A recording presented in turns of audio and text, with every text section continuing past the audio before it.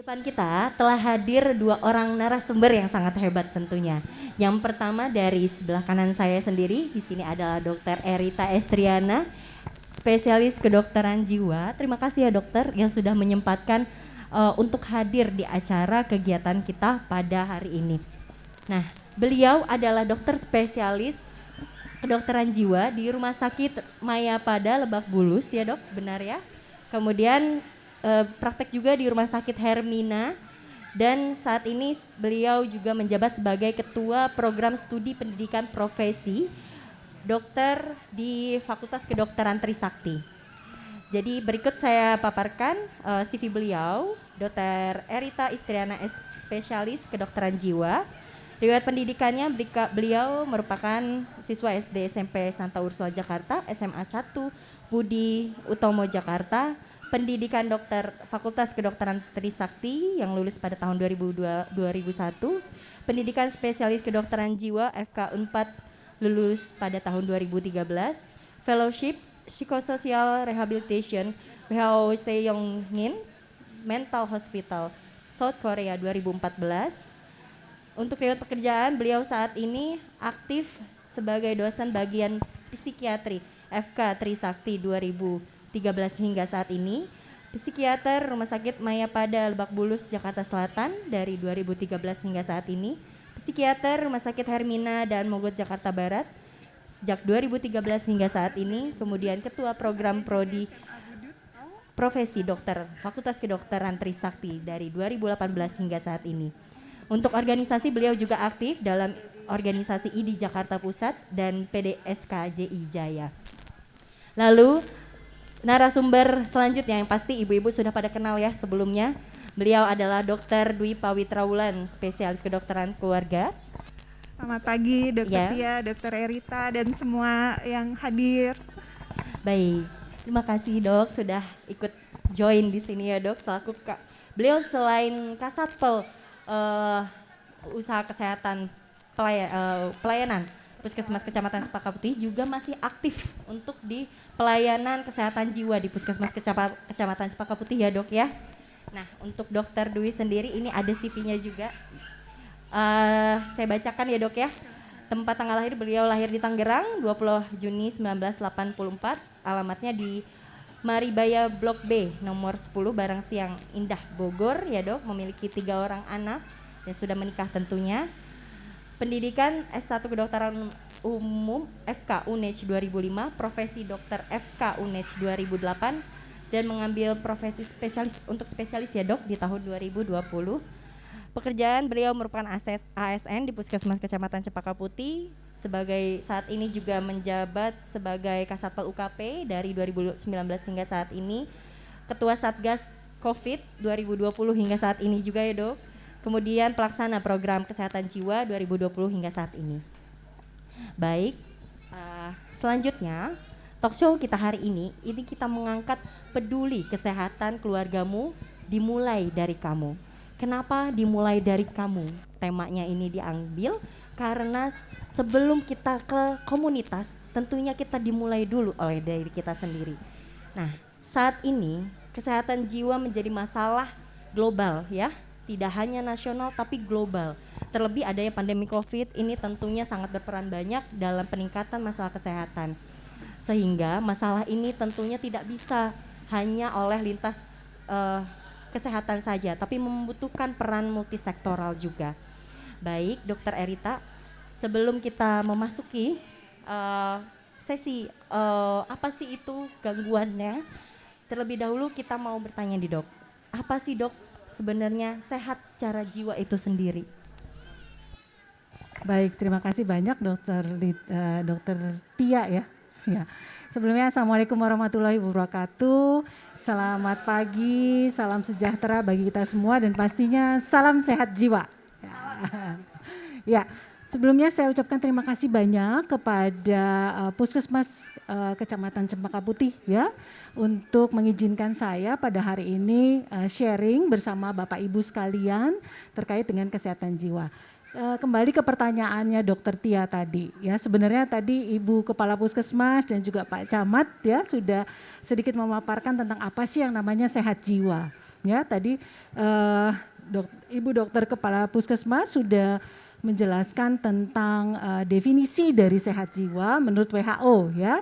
Jadi kalau itu hampir sama ya dengan apa yang didefinisikan oleh Kemenkes RI ya, bahwa yang namanya sehat jiwa itu adalah kondisi di mana seseorang itu dia dapat berkembang ya secara fisik, mental, spiritual, sosial ya, dan juga bisa merasakan ya, bisa mengetahui, memahami kemampuan dirinya, dapat mengatasi tekanan yang dia hadapi dan juga dapat kerja ya, artinya bekerja itu bisa produktif ya, kerjanya bisa produktif dan yang tadi sudah dipaparkan juga bahwa bisa berkontribusi kepada masyarakatnya. Nah, dalam hal ini bukan hanya masyarakat luas, tetapi paling penting adalah masyarakat yang paling kecil, yaitu di keluarganya sendiri. Ya, kira-kira demikian, Dokter Tia. Baik dok, berarti kurang lebih kesehatan jiwa tuh kita sehat tidak hanya fisik juga ya dok ya, tapi kita bisa produktif dan bisa aktivitas seperti biasa serta bisa bersosialisasi. Baik dok, jadi begini dok, sebelum kita memasuki ke gangguan yang sebenarnya, ada istilah namanya orang dengan masalah kesehatan ya dok. Ada orang dengan masalah kesehatan dan orang dengan gangguan jiwa sendiri. Nah itu tentunya berbeda ya dok.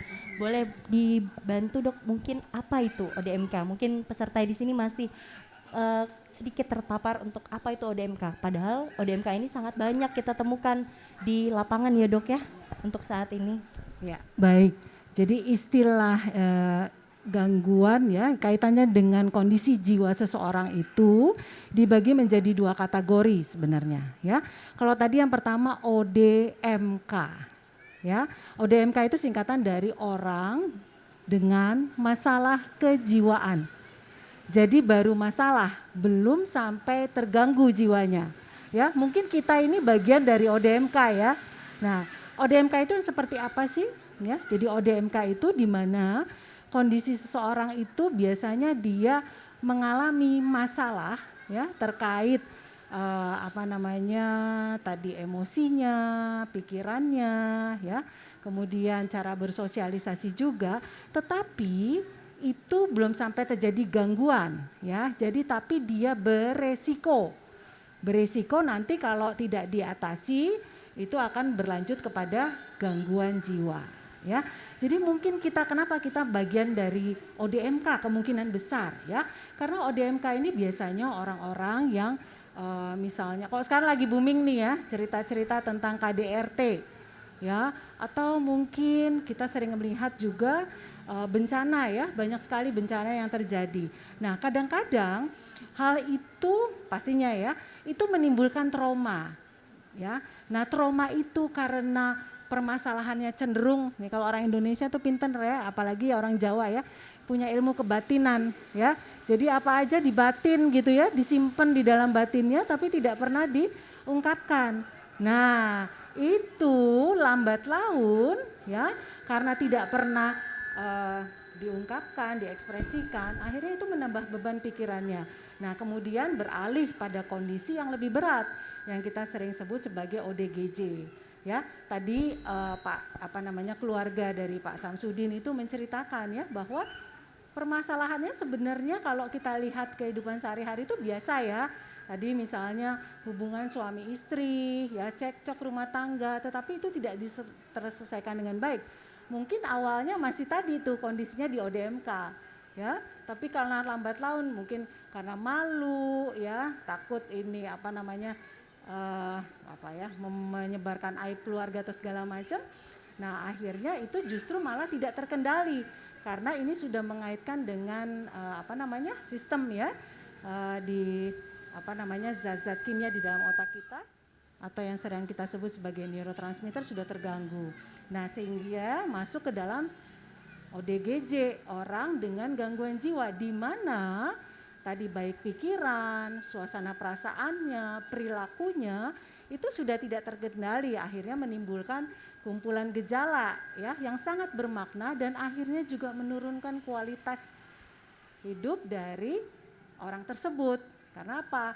Tadi Pak Camat sudah menyinggung sedikit ya bahwa kaitannya dengan activity daily living ya. Dia kemampuan dia untuk mengurus dirinya sendiri terganggu ya. Terus kemudian juga tadi tidak produktif ya. Yang sekolah nggak bisa lanjut, yang bekerja akhirnya di PHK karena gangguannya. Dan akhirnya juga tadi ya terkait dengan sosialnya, kecenderungan untuk social withdrawal ya, menarik diri. Apakah itu karena gangguan jiwanya atau karena pas waktu dia sudah mulai agak-agak merasa sehat jadi minder gitu ya. Jadi itu perbedaan antara ODMK dengan ODGJ. Begitu Dokter Tia? Bisa.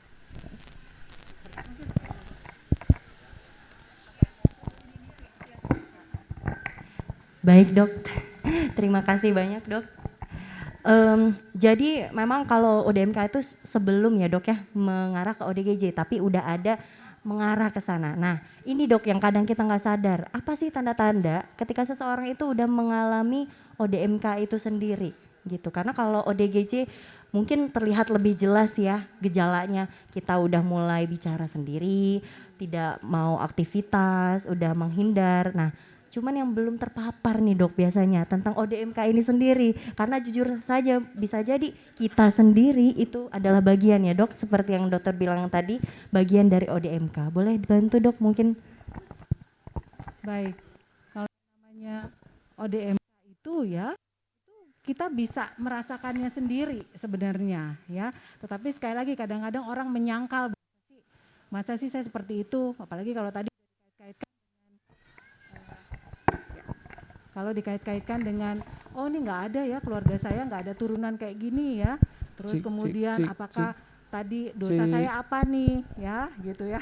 Kalau tadi keluarganya Pak Samsudin apa nih yang diberikan cobaan apa nih keluarga saya. Nah jadi gejalanya tuh sebenarnya hampir sama, tetapi itu tadi kaitannya dengan hendaya atau hambatan ya, belum sampai ke sana. Jadi misalnya kalau orang yang biasanya semangat ya, dia udah merencanakan apa-apa kok kayaknya jadi malas ya belakangan ini ya, semangat sudah mulai turun.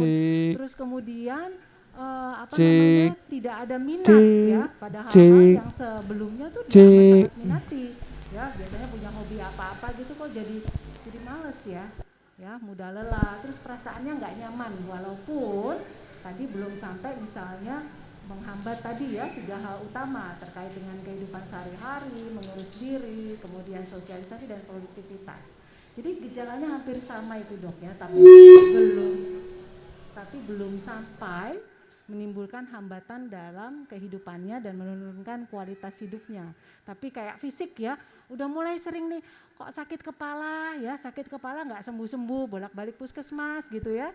Nah, jadi terus kemudian kaitannya balik lagi dengan fisik kok kalau yang biasa hipertensi gitu ya, nah itu kok nggak turun-turun tensinya, terus kemudian yang punya gula darah gitu ya, diabetes kok nggak bagus-bagus. Nah itu kita harus pikirkan ke arah sana ya. Jadi faktor seperti tadi Pak Camat sudah singgung juga, faktor fisik, psikis dan sosial itu amat sangat saling tergantung dan berkaitan satu sama lain gitu ya. Itu juga yang kita sebut sebagai penyebab ya, penyebab gangguan jiwa itu nggak bisa cuma dilihat oh kemarin habis diceraikan suaminya, nggak itu juga ya, tapi tadi kita mesti lihat biopsikososialnya. Kenapa yang lain diceraikan suaminya nggak begitu gitu ya. Jadi ada faktor-faktor predisposisi atau kerentanan mungkin dari waktu semenjak dia bahkan ya ibu bapak semenjak di dalam kandungan itu sudah berproses kesehatan jiwa kita. Makanya kalau di puskesmas ya sering dulu ya di TV juga kita lihat yang namanya suami siaga. Nah, pada waktu istrinya hamil itu kan ada program itu ya, suami siaga. Bukan siap antar jaga aja, tapi juga siap menyiapkan tadi ya batin atau emosi dari istrinya agar dia nyaman pada waktu proses kehamilan itu sendiri. Karena itu akan sangat berpengaruh terhadap mental emosional anaknya di kemudian hari ya, sedikit banyak seperti itu. Kira-kira itu dok, kemana-mana jadinya ya. Terima kasih banyak dok. Terima kasih banyak dok, ilmunya luar biasa sekali ya. Jadi memang biasanya kita nggak tahu ya dok ya kalau misalnya kita udah masuk ke dalam situ. Nah ada juga nih dok, ODGJ. Orang ketika dibilang ODGJ ini biasanya nggak mau dok. Padahal sebenarnya ODGJ ini biasanya nggak selalu berat ya dok ya gitu. Boleh dokter bantu apa sih jenis gangguan jiwa itu sendiri? Karena mereka biasanya yang taunya ke arah skizofren ya dok gitu. Kalau untuk yang lainnya biasanya masih belum sering terpapar. Padahal sebenarnya sekarang apalagi sejak pandemi COVID ini banyak bermunculan yang datang ke fasilitas kesehatan. Baik, boleh dijelaskan dok jenis gangguan itu sendiri apa aja? Ya, baik Dokter Tia. Nah, ini sekaligus juga ya kita dalam usaha untuk destigmatisasi ya atau untuk mengurangi diskriminasi. Nah, orang sering menganggap karena itu yang sehari-hari dilihat ya. Kalau kita bilang ODGJ yang kita lihat itu adalah tadi Dokter Tia menyebutkan skizofrenia ya, itu sudah gangguan jiwa yang berat ya. Tetapi justru yang kita nggak aware nih, kita nggak perhatikan itu adalah gangguan jiwa yang neurotik ya. Jadi neurotik itu seperti gangguan depresi, gangguan kecemasan ya, yang justru itu sekarang banyak ya kalau di praktek sehari-hari itu justru kalau psikotiknya tuh sedikit sekali ya. Jadi justru yang banyak dan ini juga mengenai mereka yang dalam usia produktif ya. Saya punya pasien-pasien itu ada CEO, ada direktur, manajer ya. Yang itu justru banyak kasusnya di depresi atau di gangguan kecemasan ya. Jadi kalau kita mengenal PPDGJ ya, pedoman penggolongan gangguan jiwa di Indonesia. Jadi mulai dari kalau namanya F0 ya. Jadi itu gangguan mental organik ya. Jadi sering sekali misalnya orang trauma kepala ya atau pasca stroke atau bahkan pada waktu dirawat ya dia mengalami loh kok ini orangnya jadi aneh padahal sebelumnya nggak kenapa-kenapa gitu ya. Nah itu kita sebut sebagai gangguan mental organik karena ada masalah di otaknya ya karena suatu penyakit tertentu sehingga dia mengalami perubahan mental, emosional dan perilaku ya. Kemudian kita kenal juga, nah ini ya yang sekarang juga marak yang menjadi keprihatinan kita dan prihatinnya karena itu juga paparannya sudah mulai ya, bahkan anak TK pun sudah mulai kena nih, hati-hati ya, kaitannya dengan adiksi ya. Jadi perubahan mental dan perilaku akibat penyalahgunaan zat psikoaktif ya. Kalau sekarang lebih banyak justru trennya ke adiksi perilaku nih, main gadget ya, terus kemudian mohon maaf tontonan pornografi ya, judi online ya. Nah itu merupakan masalah jiwa juga, gangguan jiwa juga, yang itu orang berpikir oh itu beda gitu ya. Kemudian kita mengenal juga yang namanya ini yang sehari-hari kita lihat ya, orang yang nggak pakai baju ya, orang yang bicara sendiri, perilakunya aneh, itu yang kita sebut sebagai gangguan psikotik ya, di mana seseorang itu tidak lagi bisa membedakan mana yang nyata dan tidak nyata ya. Buat kita kok aneh sih ngomong sendiri, kok aneh sih kok tawa sendiri, buat dia itu nyata sekali. Itu yang kita sebut sebagai halusinasi ya. Kenapa halusinasi itu timbul ya, atau yang sekarang banyak nih ya, orang mengalami yang namanya gangguan waham ya. Waham itu adalah keyakinan yang salah tapi nggak bisa dikoreksi ya. Dia merasa bahwa dia orang yang paling kuasa, dia orang yang paling pintar, dia orang yang paling kaya, tetapi tidak sesuai dengan realita yang ada ya. Nah jadi itu bukan karena diguna-guna ya, atau ada orang yang nggak senang sama dia, bukan seperti itu. Tapi sebenarnya itu dari dalam dirinya sendiri ya, karena tadi terlalu banyak ngebatin sehingga zat-zat kimia atau neurotransmitter di otaknya itu jadi kacau ya, sehingga ada tadi perubahan pada mental, emosional dan perilakunya ya. Itu yang psikotik yang sehari-hari kita lihat, yang aneh-aneh itu ya. Nah kemudian ada juga yang namanya gangguan mood atau gangguan suasana perasaan. Nah ini yang sering terjadi ya.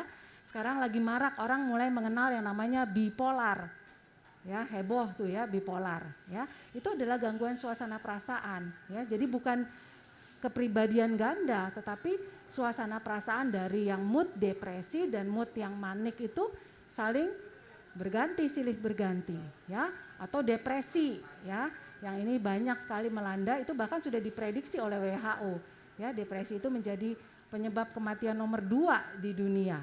Bayangkan itu disejajarkan sama penyakit kardiovaskuler, sama penyakit jantung, ya.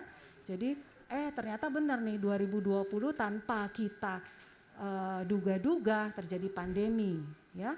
Belum lama ini juga kita mendengar, ya, cukup prihatin, ada seorang mahasiswa, ya, dari suatu perguruan tinggi negeri, ya, jadi nggak main-main, itu juga bisa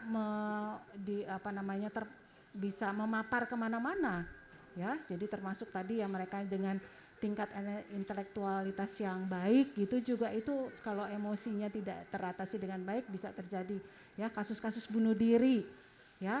Nah ini juga kita harus waspadai, nggak sampai bunuh diri, tapi sekarang kecenderungan yang namanya self harm, ya, kecenderungan menyakiti diri sendiri, ya. Kami pernah mengadakan penelitian di daerah Jakarta Selatan, ya, di Puskesmas Jakarta Selatan, itu bahkan sampai ada SD, ya, jadi kelas 6 SD itu sudah melakukan self harm. Nah ini kalau tidak teratasi akan berapa banyak itu, ya, adik-adik kita yang berlanjut menjadi gangguan depresi atau bahkan depresi berat dengan ciri psikotik, ya, tadi ya sudah mulai timbul halusinasi dan waham, ya. Nah kemudian yang ini juga banyak gangguan kecemasan, ya, dimana kita cenderung jadi apa itu, ya, overthinking, ya, belum kejadian udah mikir macam-macam. Supaya keluarga, kemudian dari berbagai sektor terutama lingkup kecil dari keluarga, kemudian lingkungan sekitar untuk tidak takut nih dok untuk mengobati dirinya sendiri gitu, karena sangat berguna juga untuk kelangsungan hidupnya si pasien itu sendiri. Baik, ada yang boleh di-share dok? Ya, baik. Jadi kaitannya dengan tata laksana atau terapi, ya, itu tidak semata-mata hanya obat, ya. Tadi keluarganya Pak Safrudin, ya, itu juga mengungkapkan bahwa Ibu Andi itu juga memberikan penjelasan-penjelasan itu yang kita sebut sebagai psikoterapi, ya. Jadi bukan cuci otak ya Pak, ya. Nah, ya, tetapi justru diberikan saran-saran sehingga mengajak pasien ini untuk berpikir positif, ya. Makanya kalau di agama kita, kebetulan saya Muslim, itu kan selalu diingatkan, ya, bahwa kita nggak boleh suudzon, nggak boleh berpikir negatif. Berpikir negatif itu bukan hanya kepada orang lain, tetapi terutama pada diri sendiri, ya. Tadi ya, kalau sehat jiwa kan dia mampu, ya, mampu menilai kemampuan dirinya, kemudian mampu menghadapi tekanan. Nah itu tadi, ya. Jadi kita berikan psikoterapi. Apakah semua gangguan jiwa itu harus diberikan obat? Ya, itu tergantung pada tingkatan atau derajat sakitnya, ya.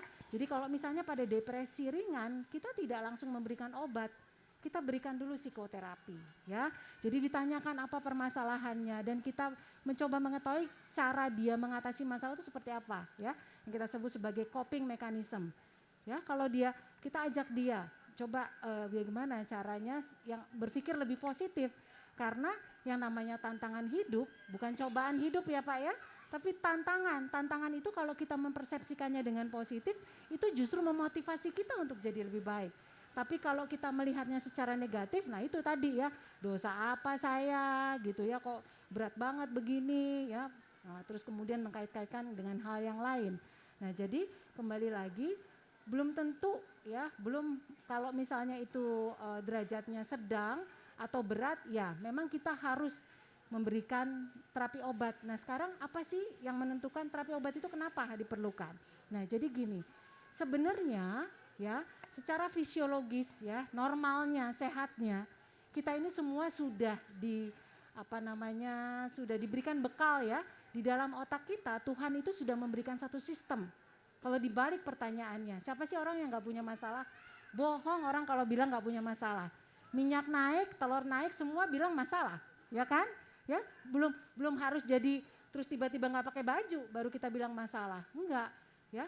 Tetapi bagaimana dia mempersepsikan masalah itu sangat menentukan sistem yang Tuhan udah kasih itu bisa berjalan dengan baik atau tidak, ya. Jadi WHO pada tahun sekitar 1998 itu, ya, sudah mencanangkan Ya, salah satu programnya adalah untuk mengatasi depresi itu mudah sekali sebenarnya. Ya. Jadi dengan hanya let's talk. Ayo bicara, ayo ngomong, ayo curhat. Ya, karena apa? Masalah yang ditumpuk-tumpuk-tumpuk itu bikin sistem nggak jalan. Akhirnya zat kimia atau neurotransmitter di dalam otaknya jadi kacau. Padahal cuman buang sampah ya. Walaupun solusinya yakin tidak pada saat itu juga kita dapatkan, tapi setidaknya mengurangi beban di otak kita. Ya, ibu-ibu kalau bawang naik, telur naik, ya cerita aja nggak apa-apa. Ya, tapi bapak-bapaknya juga harus paham bahwa itu juga memberatkan ya. Tadi Pak Camat udah singgung-singgung nih ya, Bu Camat memberatkan dompetnya misalnya, mengganggunya di situ ya gitu. Nah itu setidaknya bicara iya Pak harga ini naik gitu, itu sudah mengeluarkan sampah sehingga sistem di dalam otak ini tidak terbebani ya. Jadi dengan bicara aja, kadang saya juga sama pasien ya, pasien nungguin pasien ngomong, abis itu saya tanya gimana Bu perasaannya, iya Dok udah plong, belum obat belum masuk ya. Dengan bercerita itu beban dikeluarkan, sistem juga akan mulai memperbaiki ya, kecuali memang derajatnya sudah sedang atau berat ya, itu sudah tidak bisa dia kendalikan lagi. Itu untuk memperbaiki neurotransmitternya kita perlu pemberian obat. Nah obat pun disesuaikan ya Pak ya, kita mengenal banyak golongan ya obat di dalam ke dunia kedokteran jiwa ya. Ada obat anti depresan, anti cemas, anti tadi ya gejala-gejala psikotik, kemudian juga mood stabilizer ya yang membuat suasana perasaannya itu jadi lebih stabil, misalnya pada pasien-pasien bipolar tadi ya. Jadi nggak semata-mata terus langsung harus dikasih obat, dan pun jangan takut ya. Saya yakin kan bahwa dokter-dokter itu akan memilih mana obat yang terbaik ya bagi pasien tersebut, karena beda-beda walaupun masalahnya sama. Mohon maaf, misalnya ditinggal suami, tapi dua-dua itu nggak bisa disamakan ya, karena permasalahannya berbeda. Itu yang tadi diberikan psikoterapi, kemudian dibantu dengan obat. Kalau pada pasien-pasien neurotik, kita punya namanya rencana ya, rencana pengobatan ini berdasarkan evidence base. Sekali lagi, kita mempunyai berapa lama waktu dia harus diobati itu berdasarkan penelitian yang ada. Pada pasien-pasien neurotik seperti gangguan cemas atau gangguan depresi, itu tidak seumur hidup ya Bapak Ibu. Ya, itu cukup dalam waktu 6 bulan, paling lambat 1 tahun pasien sudah baik. Karena memang ya secara biologis itu dia bisa remisi atau pulih sempurna. Nah, tetapi berbeda dengan tadi kasusnya keluarga Pak Sarifudin ya. Ada Samsudin ya, mohon maaf. Nah, itu kemungkinan lebih ke arah gangguan psikotik yang memang bukan neurotransmitternya, tetapi si sel-sel sarafnya itu udah banyak yang pruning ya. Jadi keberlanjutan obat itu bahkan sampai seumur hidup ya. Tetapi ini yang perlu dipahami Bapak Ibu ya. Gangguan fisik sama gangguan jiwa itu sama aja. Jangan dikotak-kotak ya. Mungkin Bapak Ibu punya keluarga yang sakit jantung. Berapa lama mereka harus minum obat? Ya, yang punya penyakit kencing manis, berapa lama mereka harus minum obat? Seumur hidup. Ya, enggak ada masalah. Enggak ada bedanya dengan gangguan jiwa ya. Jadi saya apresiasi sekali tadi kepada keluarga Bapak Syamsuddin ya. Jadi tadi Pak, kita nggak perlu malu, kita nggak perlu takut ya. Karena justru kalau kita malu, kita takut, itu tadi ya kerusakannya tambah berat dan akhirnya makin sulit diatasi ya. Sebisa mungkin kalau pasien itu tidak dikirim ke rumah sakit jiwa itu akan jauh lebih baik. Nah karenanya tadi ya peran kita sebagai masyarakat ya apapun itu. Jadi jangan berpikir kalau masyarakat itu langsung ke Pak Camat nih yang berperan, enggak. Justru keluarga tadi yang paling penting ya, kasus-kasus adiksi, kasus-kasus narkoba ya, kasus-kasus gangguan jiwa itu yang paling penting adalah justru keluarga. Kalau keluarga menyangkal, oh masa sih keluarga saya nggak ada turunan kayak gini nih, nggak ada turunan yang pakai narkoba, nggak ada turunan gangguan jiwa. Kalau udah begitu selesailah masa depan anak ini. Bahkan mohon maaf, anak-anak dengan kebutuhan khusus itu juga masih punya masa depan. Ya, saya senang sekali sekarang awareness atau kesadaran masyarakat itu juga tambah baik ya. Saya pernah menjadi narasumber di POTATS itu ya, Persatuan Orang dengan Anak Sindrom Down. Ya, kalau dulu anak sindrom Down tuh udah dipikir oh udahlah udah nggak punya masa depan ya, nggak di sekolahin, udah deh gitu aja ya. tapi itu banyak yang berprestasi ya. Ada yang juara piano, bayangkan ya. Tetapi bagaimana orang tua itu melatih sejak dini, dan tadi yang paling penting adalah menerima kondisi itu ya. Dan tadi berpikir positif, mereka juga punya masa depan gitu ya. Kira-kira sebegitu, Dok? Ya, baik, terima kasih banyak, Dok. Baik, Dokter Erita, terima kasih atas ilmu-ilmunya ya, Dok ya. Di sini sudah hadir juga ada Dokter Dwi. Dokter Dwi, apa nih, Dok, selanjutnya yang pengen dilakuin oleh Puskesmas Kecamatan Cempaka Putih? Program kedepannya, apa yang dibutuhkan untuk kita nih, Dok? Mumpung kita semua lagi kumpul, ada lintas sektor semuanya ada di sini. Harapannya kedepannya, kemudian rencana kedepannya kita untuk kesehatan jiwa itu sendiri. Silakan, Dok. Terima kasih Dokter Tia. Mungkin sebelum saya jawab itu, izinkan saya mengucapkan terima kasih banyak untuk semua yang sudah hadir di sini.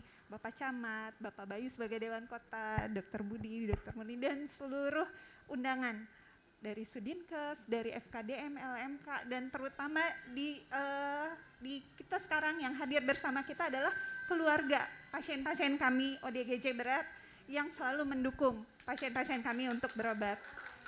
Terima kasih atas kehadirannya, dan terima kasih juga kepada semua pihak stakeholder yang sudah terlibat selama ini dalam pelayanan program kesehatan jiwa di Puskesmas Cempaka Putih. Ada kader-kader kesehatan jiwa kami di sini juga sudah hadir. Terima kasih Ibu-ibu. Terus juga yang pasti selama ini juga kami berkolaborasi dengan RT, RW, Lurah, Kesmas dalam memberikan pelayanan terkait kesehatan jiwa di Puskes. Nah, tadi berhubungan dengan program kesehatan jiwa ya, Dokter Tia. Jadi di sini untuk pelayanan program kesehatan jiwa itu kita banyak sekali permasalahannya seperti yang tadi sudah diterangkan oleh Dokter Erita ya. Ada yang sudah menjadi ODGJ berat, ada yang masih ODGJ ringan, dan ada juga yang masih ODMK seperti itu. Nah, harapan kami di sini terkait penyelesaian permasalahan semua itu yang ada di wilayah Cempaka Putih terutama itu bisa kita selesaikan bersama, karena tidak mampu juga Puskesmas menyelesaikan itu sendiri untuk sekitar mungkin 85.000 orang penduduk yang ada di Cempaka Putih ya, itu banyak yang pasti beresiko ODMK. Tergantung tadi dari cycle of life ya, Dok ya. Jadi contohnya cycle of life atau siklus kehidupan. Jadi kita tuh dari kecil sampai akhirnya kita nanti lansia. Contoh balita itu ada bisa terjadi masalah tumbuh kembang ya, Dok. Nah, itu ada hal-hal yang harus kita sebagai orang tua itu memeriksakan anak kita untuk terkait kondisi kesehatannya di masa balita. Contoh tumbuh kembang tadi, pertumbuhannya bagaimana, perkembangannya bagaimana, ada screening kesehatan jiwa di setiap siklus kehidupan. Terus naik jadi anak sekolah, sama begitu juga, masalah susah belajar ya, Dok ya. Jangan-jangan tadi ternyata dia ada masalah. Nah, itu ada di Puskesmas itu melaksanakan screening atau pelayanan sesuai cycle of life atau siklus kehidupan, yang harapan saya adalah semua yang di sini hadir mengetahui apa-apa saja yang harus kita lakukan. Nah, dalam hal ini kalau untuk penanganan sehat jiwa di Puskesmas Cempaka Putih itu terkait pengobatannya, terkait deteksi dininya, terkait nanti kalau dia sudah stabil mau kerja bagaimana, adakah yang bisa melatih keterampilan bagi pasien-pasien itu sehingga diharapkan nantinya bisa mandiri, produktif, itu ya, Dok ya, yang jadi tujuan akhir kalau ODGJ itu sudah diobatin mau apa sih? Oh, apakah selesai sampai di situ? Oh enggak. Keterampilan kami butuh untuk ada pelatihan-pelatihan bagi pasien-pasien kami sehingga mereka bisa produktif, karena usia-usia yang kebanyakan ODGJ berat adalah usia produktif. Seperti itu ya. Nah, itu nggak bisa kami pikirkan sendiri gimana nih caranya. Seperti itu. Jadi mungkin itulah yang kita harapkan sesuai standar yang diminta oleh SPM gitu, standar pelayanan minimal gitu. Baik, berarti yang kalau sesuai standar pelayanan minimal itu kan kalau tidak salah ya, Dok ya, Iya. orang dengan gangguan jiwa berat itu Pak Bu terlayani sesuai dengan standar. Benar ya dok ya. Jadi memang benar yang kata dokter Dwi tadi sampaikan, kami dengan adanya acara ini menjadi ajang kami juga untuk mengajak berbagai lintas sektoral untuk bekerja sama, untuk memproduktifkan kembali ya dok ya ODGJ yang sudah ada, yang sudah pulih ya dok ya, kalau kita bilang pulih ya dok ya, pulih untuk kembali produktif gitu. Karena di sini Masya Allah kemarin dok banyak sekali undangannya yang kami sebarkan juga, dan alhamdulillah mereka rata-rata perwakilan pada hadir. Jadi kami sangat antusias bahwa kedepannya kesehatan jiwa ini tentu akan menjadi lebih baik lagi dan lebih meningkat lagi. Baik dok, mengingat waktu sudah hampir batas waktunya. Selanjutnya saya berikan pertanyaan terlebih dahulu kepada audiens. Adakah audiens yang ingin bertanya? Di sini saya akan memberikan 3 pertanyaan yang nanti akan diberikan door prize dari kami. Boleh angkat tangan Bu, Pak, silakan. Oh baik, sudah.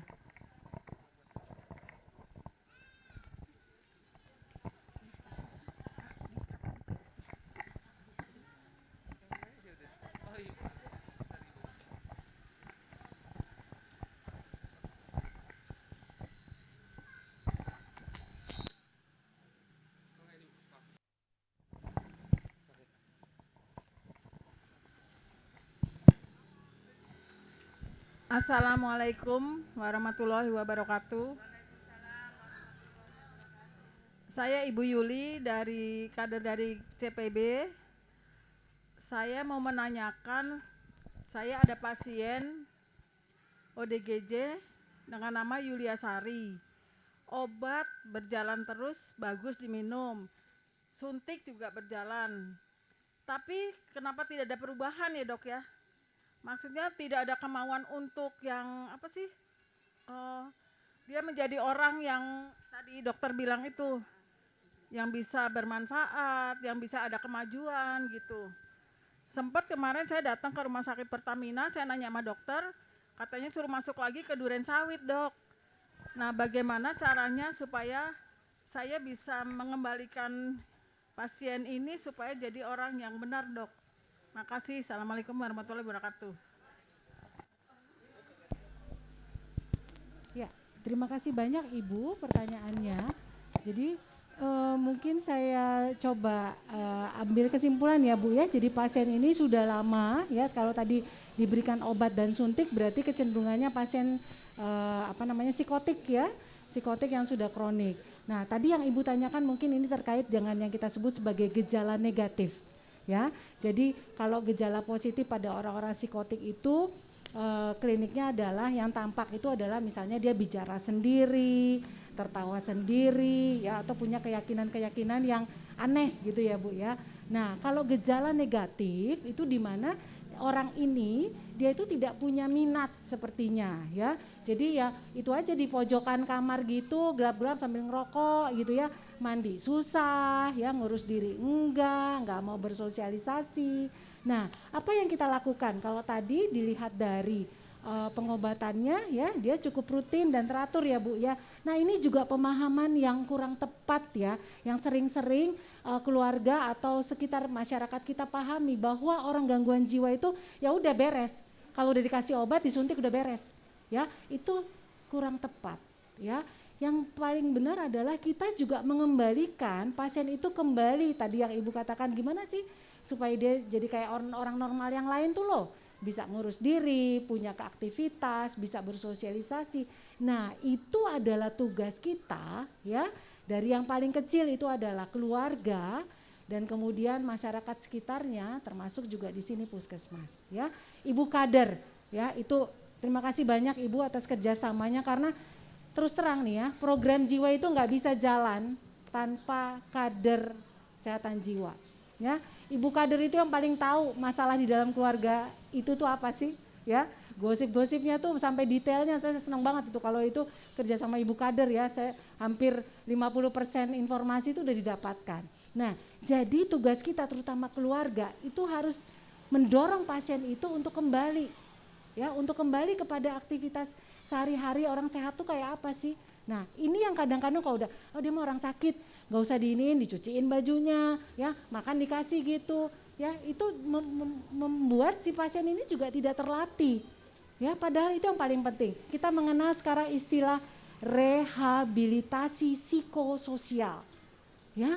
Jadi bukan hanya obat, tetapi dikembalikan fungsinya menjadi orang yang produktif sama seperti orang lainnya, ya. Kalau mungkin mohon maaf saya berikan sedikit contoh. Di daerah Jakarta Selatan ya, waktu itu ada senior saya namanya Dokter Dorina, itu yang pertama beliau itu membentuk ya Desa Sehat Jiwa. Itu sampai semua diikut sertakan, sampai bahkan Satpol PP pun ikut serta ya dalam tadi penandatanganan tadi itu loh ya, dan itu dalam sehari-harinya juga dilaksanakan. Jadi bagaimana mendorong si ODGJ ini, apalagi tadi ODGJ berat, kembali produktif ya, itu dilatih. Dan dari keluarga itu harus punya pemahaman bahwa ini keluarga saya ini nggak sakit fisiknya ya, dan jiwanya itu tadi sudah teratasi dengan obat-obatan atau pemberian suntikan, tapi perlakukan dia sebagai orang yang normal. Itu kadang-kadang kitanya ya, ibunya kesian lah dok, nanti kalau ini dia nggak bisa nyuci dok, ya itu yang kita harus latih. Memang latihnya nggak kayak orang lain ya, yang sekali dibilangin paham, ini nggak berkali-berkali, itu bisa ala biasa. Ya, jadi memberikan pemahaman dia bukan kayak kita ngomong sama orang sehat yang lain secara verbal, nggak bakal dipahamin, ya. Tetapi dicontohkan ibu, ya, gimana ngurus itu kamarnya tuh lo bersihin, atau minimal tadi kalau pipis nggak boleh sembarang tempat, itu diajarin. Dia memang capek, ya. Tapi itu adalah modalnya. Ini terutama untuk anak-anak dengan kebutuhan khusus, ya. Jadi makin dini ibu bapak memperlakukan dia dan mempunyai pikiran yang positif bahwa anak ini punya masa depan yang sama dengan yang lain, itu akan benar-benar tuh ngikut ya. Nanti perkembangannya, masa depannya juga jauh lebih baik. Ya, tadi Pak Camat juga menyinggung tentang bahwa orang itu hidupnya di masyarakat, ya.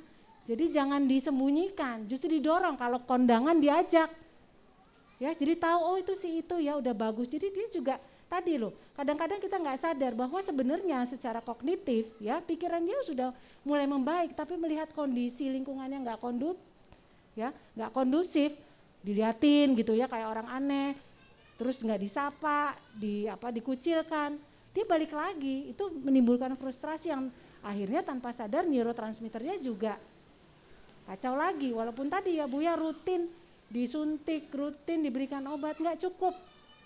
Ya, tapi sekali lagi Pak, itu bukan cuci otak ya, tapi tadi dituntun ini loh cara berpikir lebih positif, terus dilatih. Nah, kalau misalnya pada ada ya yang namanya schizophrenia hebephrenic. Ya, itu memang dari awal Bu, dari awal kehidupan ya, kecil dia ya, mulainya tuh usia-usia dini, umur 10 tahun gitu ya. Itu biasanya sudah mulai. Nah, itu kan berarti kerusakan sel-sel otaknya itu jauh lebih berat. Ya, sehingga prognosis atau kemungkinan bukan kesembuhan ya Bu, kalau pada pasien schizofren kita nggak bilang sembuh ya, kita juga nggak boleh PHP nih ya, sering kalau gitu dok bisa nggak sih anak saya sembuh kayak yang lain ya, harus jujur, harus sesuai dengan kenyataan, bukan sembuh tapi perbaikan. Nah itu juga yang harus kita hargai, perbaikan sekecil apapun itu kita harus hargai ibu dan bapak ya. Jadi jangan berpikir orang yang dikasih obat disuntik tadi bisa pergi kerja di kantor lagi, enggak Bu ya, minimal dia bisa ngurus dirinya sendiri, tiap hari mandi, nggak perlu disuruh ya, makan, beresin bajunya, bisa bersosialisasi, itu udah bagus banget ya. Jadi kita harus juga memahami apa itu yang namanya recovery dan sembuh ya. Orang selalu bikin oh kok sembuh, oh dia nggak sembuh sih dok, nggak kayak orang lain tuh bisa kerja, bisa ngurus diri sendiri, nggak gitu. Perbaikan itu sudah baik. Gitu ya Bu ya? Ya. Oke. Terkait yang tadi Dokter Erita sampaikan, memang benar ya Dok. Intinya kita melatih dulu dari hal-hal yang kecil. Kalau kita melayani pasien jiwa, menghadapi pasien jiwa itu kita kayak menghadapi ya agak jadi kayak anak kecil ya Bu Dok. Ketika dia bisa mengerjakan sesuatu yang bermanfaat, hal-hal kecil jangan lupa dipuji. Biasanya sifat anak kecil ketika dipuji adalah senang dan membuat dia lebih bersemangat untuk melakukan hal yang baik-baik lagi. Jadi biasakan untuk memuji ketika dia bisa melakukan hal yang bermanfaat sekecil apapun. Seperti itu. Kira-kira demikian Ibu. Terima kasih dok, cuman Sama. masih ada satu lagi Ya. dok. Itu ada keluarga pasien, sebetulnya dia bukan pasien, baru 9 tahun. Oh ya. Nah itu neneknya bilang, tolong dong saya dibantu, ini cucu saya kayak agak bermasalah dalam kejiwaan. Kalau dia marah mukul-mukulin neneknya sampai pingsan tuh dok. Terus Oh. bahasanya tuh bahasa yang Kasar. iya ya, yang jelek-jelek. Ya. Nah dia nanya itu, gimana caranya, Oh ya. apakah dia udah termasuk kejiwaan juga tuh dok kalau seperti itu? Ya. Ya. Ya, baik, saya tidak tahu riwayat perjalanan penyakitnya seperti apa. Akan sangat baik Ibu kalau itu dikonsulkan ke puskesmas. Ya, jadi nanti diinikan apalagi pada anak itu harus lebih detail ya Bu ya. Iya. Baik, terima kasih. Ya. Oke dok, Baik. makasih. Selanjutnya tadi ada terakhir satu, boleh Pak?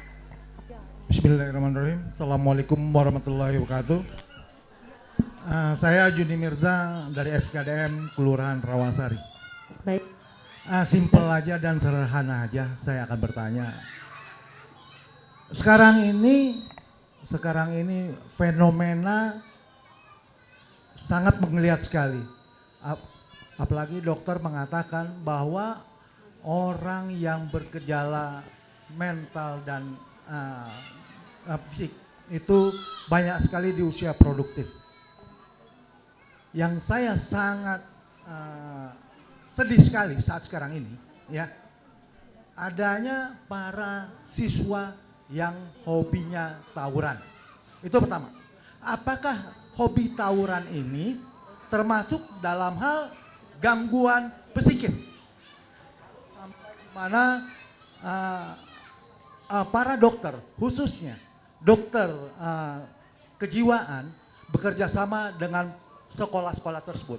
Itu yang pertama. Yang kedua, mengenai dengan gangster. Apalagi kita lihat Jabodetabek sangat sedemikian seramnya. Bahkan sekarang ini udah ada ketentuan bagi anak-anak kita menganjurkan pulanglah, jangan pergi dari 10 malam. Yang saya mau tanyakan, anak-anak gangster ini dengan mudahnya, dengan gampangnya menusuk, membabi buta, bahkan membunuh orang yang tidak bersalah. Apakah itu termasuk gangguan? Dan bagaimana antisipasi ya para ahli jiwa dalam menghadapi hal tersebut? Mohon bantuannya dan kerjasamanya untuk menanggulangi hal-hal tersebut di atas terjadi lagi. Terima kasih. Assalamualaikum. Baik Bapak, terima kasih pertanyaannya. Saya mencoba menjawab singkat karena waktunya juga sudah mau sholat Jumat ya Pak ya. Ya, jadi tadi kembali ya. Jadi kalau kita masalah anak yang nakal ya, kemudian tadi gangster ya Pak ya. Terus Bapak menanyakan gimana nih perannya dokter jiwa terhadap hal tersebut ya. Nah itu juga mohon maaf, itu persepsi yang banyak dipahami oleh masyarakat dan itu kurang tepat ya. Kalau sudah ke dokter jiwa itu berarti udah gangguannya udah berat banget Pak. Padahal penyelesaiannya itu harus mulai justru dari awal nih. Yang skop yang paling kecil ya, keluarga. Nah, jadi itu peran kita. Jadi kalau kita tadi ada pernyataannya Kementerian Kesehatan menyatakan kalau sehat jiwa itu bisa berkontribusi kepada masyarakat, itu bukan cuma masyarakat yang luas nih, nggak perlu sampai Pak Camat untuk mengatasi hal-hal itu. Yang paling penting justru kita mulai dari keluarga. Kenapa sih anak-anak itu bisa berkeliaran di luar? Kenapa bisa berubah perilakunya? Ya, karena mungkin banyak sekali ketidaknyamanan yang dia alami di dalam rumah. Kalau di dalam rumah nyaman itu bukan berarti segala tersedia ya Pak ya, dengan biaya dihambur-hambur, dimanja-manja, bukan. Tapi nih ya, masalah kenyamanan batin ya, itu yang sering tidak didapat. Di rumah itu orang tuanya ribut terus ya. Terus kemudian tadi sekarang nih kita mohon maaf, walaupun masyarakat ekonomi lemah, itu semua anaknya punya gadget semua. Nggak pernah ada tuh attachment, kedekatan ya. Mungkin nggak bisa dibandingkan dengan zaman dulu ya, di mana TV hanya satu. Sekarang semua punya gadget, ngomong pun enggak gitu ya. Sehingga dia kadang-kadang juga nggak tahu anaknya ini kerjanya ngapain. Saya ini kebetulan juga dosen ya. sering sekali orang tuanya tuh telepon ke saya, "Dok, anak saya ada di mana ya?" Loh, bingung saya. Loh, kok nanyanya ke saya, Pak? Di rumah ada enggak gitu ya. Terus kemudian tadi Bapak menanyakan, kok bisa ya dia bunuh orang, dia berlaku seperti itu. Nah, itulah Pak, hebatnya pengaruh nafsa kalau sudah sampai di otak ini ya, itu udah kacau semuanya Pak. Dia sudah tidak lagi mengenal norma-norma ya. Makanya sering sekali ya orang tua kaget-kaget, di rumah ini anaknya baik-baik Dok, soleh, sopan, begitu di luar loh kok dia bisa bunuh orang. Karena tadi pergaulan, sekali lagi pergaulan ya. Jadi dia nggak bakal keluar rumah bergaul dengan orang yang tidak baik kalau kita sudah itu tadi ya, bekal dari kecilnya tuh sudah kuat. Mau dunia ini terbalik kalau kayak apapun, tapi attachment di dalam keluarga itu baik, membuat dia nyaman. Dia nggak akan cerita kemana-mana, dia nggak akan cari solusi kemana-mana untuk menyelesaikan masalahnya. Pasti yang dicari ibu bapaknya. Nah tapi kecenderungan kita gitu kan, kitanya udah sibuk sendiri sampai rumah cuma marah-marah. Ini gimana nih, sekolah nggak benar, gimana nih gini gitu. Taunya kan udah dikasih duit, udah disekolahin tempat yang benar, tempat yang bagus, kok begini kelakuannya ya. Nah jadi itulah kita sama-sama tadi komitmen, mulailah kalau tadi apa Dok, dari saya, dari keluarga, dari yang kecil dulu. Kita nggak usah berpikir yang jauh-jauh. Intinya kalau keluarga itu ketahanan jiwanya kuat ya, nggak usah pakai obat Pak, nggak perlu melibatkan psikolog, nggak perlu melibatkan psikiater ya, karena kita yang masing-masing mengenal anak kita seperti apa, karakter istri kita, suami kita itu seperti apa, mulai dari situ Pak. Itulah peran sertanya ya. Dokter itu mau menambahkan Terkait tadi yang pertanyaan Bapak, apakah ini gangguan? Betul, itu adalah gangguan. Seperti yang kita tahu tadi Dokter Erita bilang, yang disebut sehat itu terdiri dari 4. Sehat fisik, sehat mental, sehat sosial, dan sehat spiritual. Nah, coba kita gangster itu berarti apa yang gak sehat? Mentalnya, sosialnya, dan spiritualnya. Karena itulah itu sangat penting banget. Gimana caranya kita membuat sehat menyeluruh pada setiap individu. Dimulai tadi dari keluarga. Karena itulah keluargamu dimulai dari kamu. Nah terkait sekolah, tadi Pak kebanyakan anak sekolah ya Pak tawuran. Nah itu makanya di puskesmas itu kita mengadakan program yang namanya screening anak sekolah. Rutin itu Pak setiap tahun. Baik itu secara fisiknya, pertumbuhannya, berat badan, tinggi badan, dia obesitas atau enggak. Terus bahkan kalau yang udah agak remaja kita ada tensi juga. Nah ada juga Pak screening kesehatan mental. Karena di situ kita akan tahu dia bermasalah enggak. Jangan-jangan di keluarganya bermasalah. Setiap hari yang dia dengar orang tuanya cekcok. Ya gimana dia bisa tenang? Karena apa yang dia terima sejak kecil itu membangun karakter dia. Seperti itu. Ketika yang didengarnya kata-kata kasar, ya seperti itulah yang akan dia lakukan. Ketika dia melihat kekerasan, ayahnya mukul ibunya, ya akan dia yang lakukan seperti itu. Jadi memang dari keluarga dan tapi kita juga sebagai apa ya pelayan masyarakat, kita tahu tupoksi kita dalam hal ini yang tadi itu screening itu harus dilakukan. Karena itu makanya saya titip banget ke Bapak Ibu sekalian, yuk kita galakan bahwa screening kesehatan jiwa tuh penting banget. Nggak cuman mikirin fisik aja, mental pun sangat penting. Karena itu akan membuat bagaimana orang itu ke depannya menjadi lebih baik lagi, seperti itu. Mungkin sekian dari saya. Baik, terima kasih atas ilmu-ilmunya para narasumber yang sangat hebat. Mohon diberikan tepuk tangan terlebih dahulu. Terima kasih para hadirin yang sudah menyaksikan, bahkan mengikuti ya Dok, dari jam 7 pagi hingga saat ini. Luar biasa, beri tepuk tangan dulu untuk kita semua. Baik, dengan berakhirnya sesi tanya jawab, maka berakhir sudah talk show kita hari ini yang sangat menarik bersama Dr. Erita Istriana, spesialis kedokteran jiwa, dan Dr. Dwi Pawitra Wulan, spesialis kedokteran keluarga. Terima kasih sekali lagi Dok atas ilmu-ilmunya. Terima kasih juga kepada para audiens. Sesi talk show dalam rangka Hari Kesehatan Jiwa Sedunia 2022 saya akhiri. Indonesia pulih menuju generasi sehat jiwa. Salam sehat jiwa. Wassalamualaikum warahmatullahi wabarakatuh.